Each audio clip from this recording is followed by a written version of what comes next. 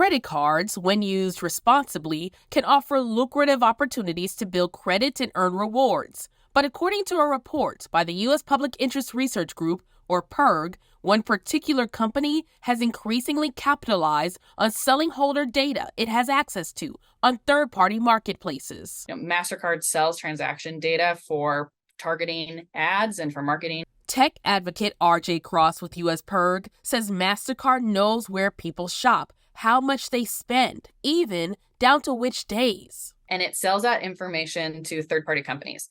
It sells this info on these big online data marketplaces where companies can pay to access information about consumers and their spending behavior. In a statement, a MasterCard representative said the company does not sell individual transaction data, while clarifying the company only analyzes anonymized purchase information, which are subject to established controls, so it can't be used to identify any individual card holders. To be fair, MasterCard is not the only company to do this, but Cross says in her report that MasterCard's position as a global payments technology company means it has access to a large amount of information from the financial lives of millions of people, the sale of which is almost entirely unregulated.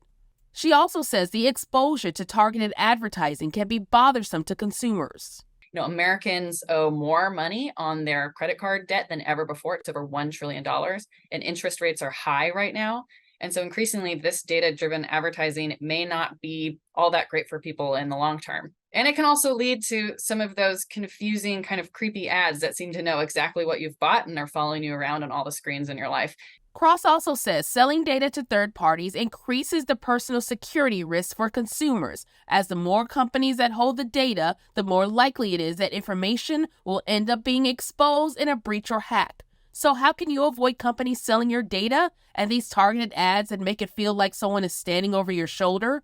Cross says in MasterCard's case, you can opt out of your data being used for analytics, though it's unclear to what extent this stops the company from monetizing your data. U.S. PIRG has a tips guide that outlines specifically how you can opt out. Cross also says, don't be afraid to speak up.